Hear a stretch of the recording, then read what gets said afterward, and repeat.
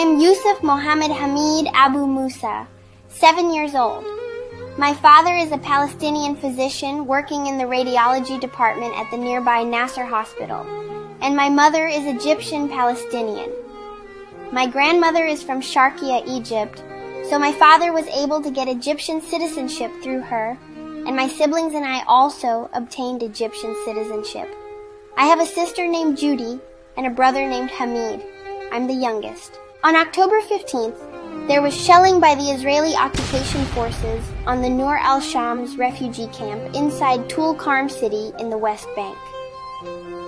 My dad was working a 24-hour shift in the emergency department. Before he left, I called for him, my mom, and my siblings. I told them I wanted a family hug, for us all to stand together and hug each other. Dad went off to work, and 2 hours later, we heard the sound of shelling. Our house wasn't very far, and Dad started asking where the shelling was coming from, saying he could hear it was close. He called my mom, but she didn't answer. He called again, and when she picked up, he heard screaming. Dad lost his nerves and ran to the emergency room. As soon as he arrived, he could hear my mom's and brother Hamid's voices screaming. Dad tried to calm them and make sure they and his brother's kids were okay. Then he asked my mom, "Where is Yusef?"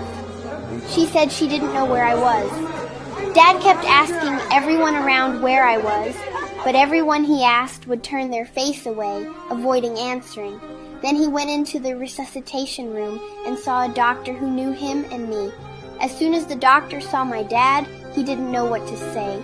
Dad lost his nerves again and kept running around asking, "Where is Yusuf?" My mom had stopped too, and they were all saying, "Yusef is 7 years old. His is a white sweet boy with curly hair." There was a photographer taking pictures of the injuries and events. He opened his camera and started showing my mom and dad the photos until my dad recognized me from my clothes in one of them. When he asked the photographer where that child was, the photographer just shook his head without answering. Then someone there said, "I was carrying him and took him to the fridge," meaning the mortuary. My dad said, "I'll go see him. Maybe it's not him." But he couldn't walk. He was so scared. When he got there, he saw his colleagues looking at him sadly, and they helped him into the mortuary.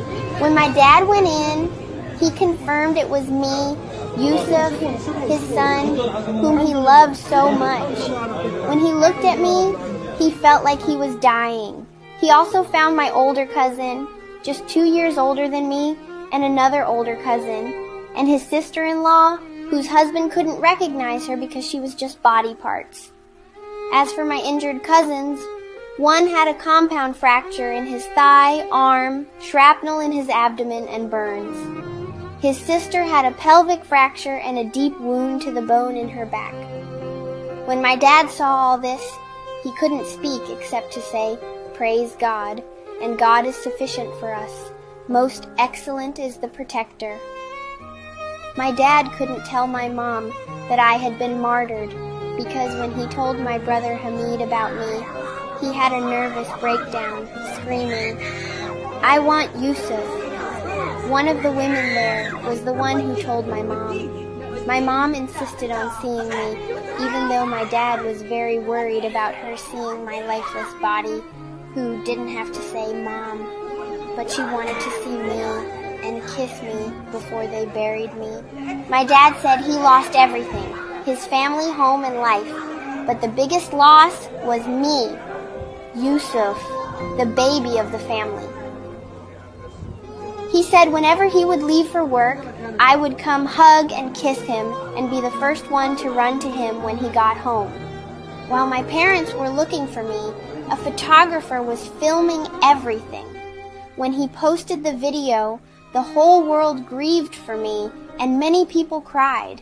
They said this was impossible to be just a movie that could win an Oscar because nothing in the real world could break hearts like what we're seeing. My mom and dad loved me so much. They said I was the light of the home, and now the home was extinguished. and the home was no more. They commended me to God as one of the martyrs. May God have mercy on all our martyrs, and God willing, we will be birds in paradise. God is sufficient for us. The most excellent is the protector. My heart breaks to share this brutality taking place in Gaza and ethnic cleansing across Palestine. If your heart breaks too, contribute to stop this genocide.